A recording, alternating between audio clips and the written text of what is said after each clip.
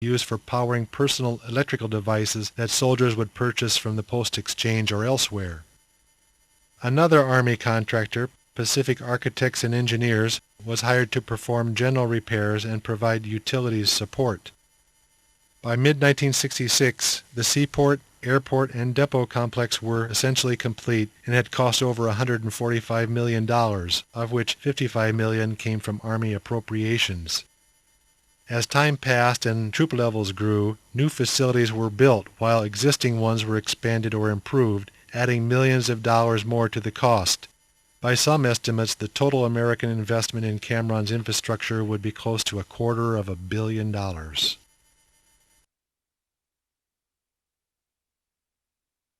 In February 1967, Seabees began construction of the Naval Air Facilities on 18 acres of sand dunes on the southwestern side of the runway. On the opposite side of the runway between the Air Force Base and the eastern coast, they would also build the Naval Communications Station, consisting of an air-conditioned building topped with a high-rise microwave tower. When completed, it would provide communications for market-time administration and operations countrywide, including communications between patrol aircraft and patrol boats. At the same time, Seabees were also expanding the Naval Support Facility to make room for the Navy's Task Force 115, which would be transferring its command of market-time operations there from Saigon in July. At war's peak, 2,200 sailors would be stationed at these three locations, 900 of them at the NAF. March saw the arrival of a detachment from Navy Patrol Squadron VP-42, which had been dispatched from their home port at Sangley Point Naval Station in the Philippines. When they arrived with their 6 SP-2H Neptunes and crew, NAF was little more than sand dunes and a parking ramp with trailers for various kinds of support. Although construction had barely begun, the facility launched its market-time operation on the 31st of March. This event signaled the end of the Navy's seaplane operations, whose aging ship and planes left Cameron on the 30th of April, headed for permanent retirement. 2 weeks later, a 2nd Patrol Squadron detachment, VP-1, arrived from Sangley Point with another 6 Neptunes. On the 23rd of June, the 5 RP-2 Neptunes, along with 18 pilots and a small aircrew, took off from Alameda Naval Air Station, California, to ferry the aircraft across the Pacific Ocean to Vietnam. Also on its way to Vietnam was an Air Force C-124 Globemaster, carrying the entire company of Crazy Cats and their equipment. The Globemaster arrived at Cameron Bay first.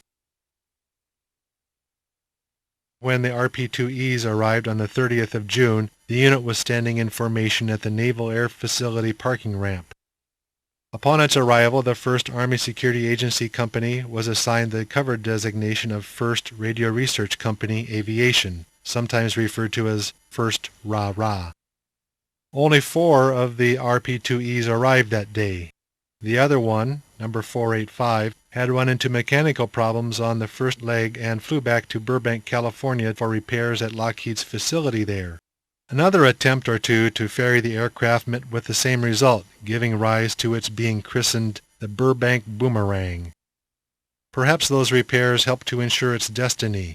After the war, it would become the only Crazy Cat aircraft to be spared the scrap heap. The 6th aircraft, number 492, would arrive later.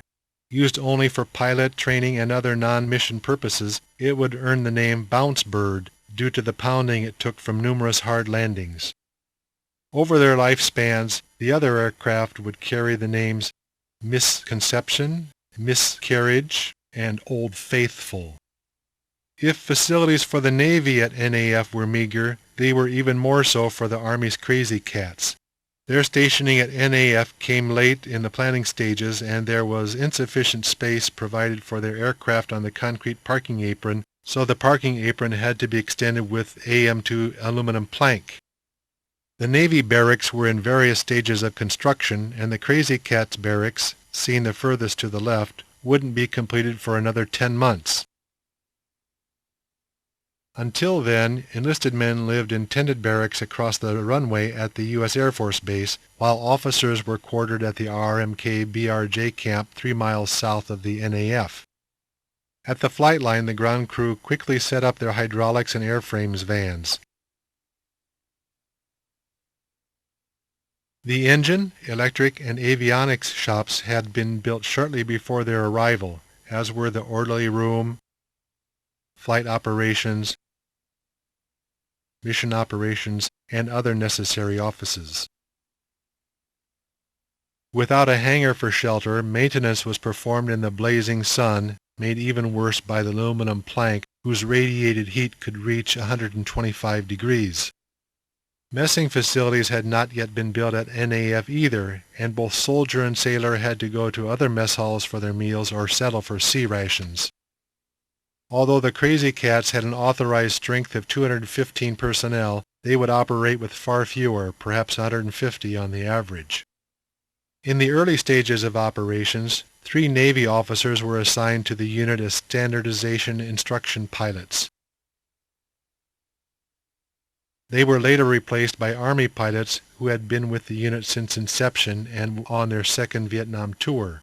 A Navy maintenance officer also assisted in the early stages.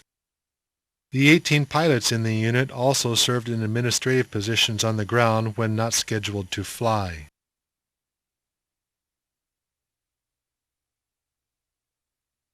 The Crazy Cats had only 6 to 8 plane captains, or flight engineers, one of whom flew aboard each flight to assist the pilots by monitoring the performance of the engines and other aircraft systems.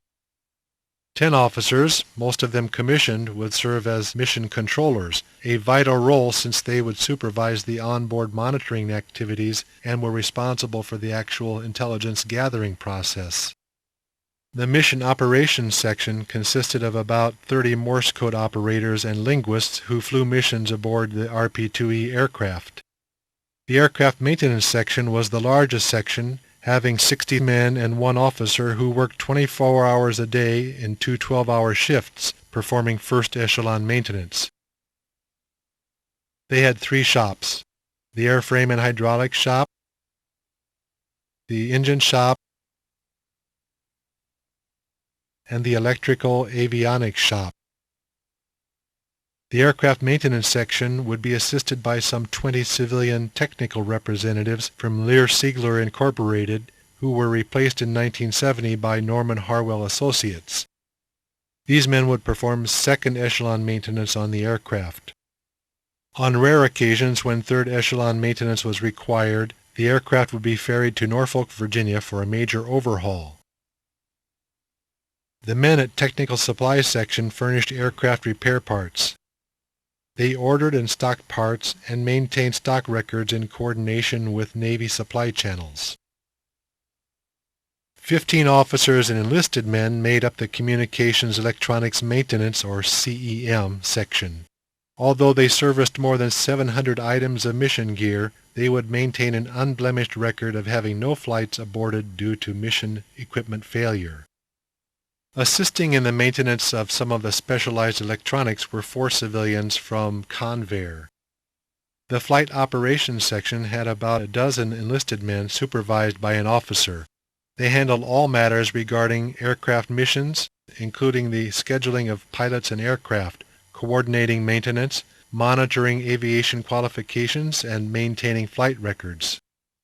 In one way or another, everyone at the 1st RR Company was dependent upon the unit supply section, which provided them with everything from weapons to toilet paper. Besides stocking and issuing supplies, they also maintained property records of the unit, whose total book value was an estimated $500 million.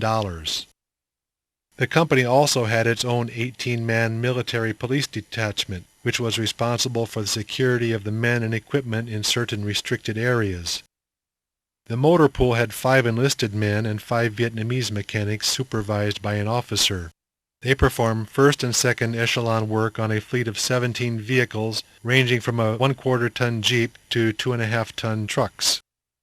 The Crazy Cats would also have 5 Army cooks who would work side by side with their Navy counterparts at the NAF galley after its construction several months later. One of the most important men at the 1st RR Company was the unit mail clerk. He worked in coordination with the Navy's Fleet Post Office, making certain that each item received or sent got to its destination, a job made even more difficult with troops in constant rotation. Among the most unsung of soldiers were the clerks at the orderly room, finance, personnel, training, and other administrative sections, without whom no unit could long function. The Crazy Cat's arrival immediately stirred controversy and opposition at the highest levels of MACV. J6 was the most vociferous in objecting to radio jamming, fearing the enemy would retaliate by launching attacks against U.S. communication sites, or that jamming enemy signals would also disrupt friendly communications. Other members of the intelligence community expressed concern that jamming would jeopardize exploitation of enemy targets.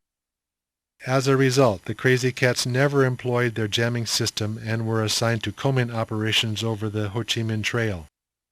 In this new role, the Crazy Cats became the Army's most prolific airborne comment collector.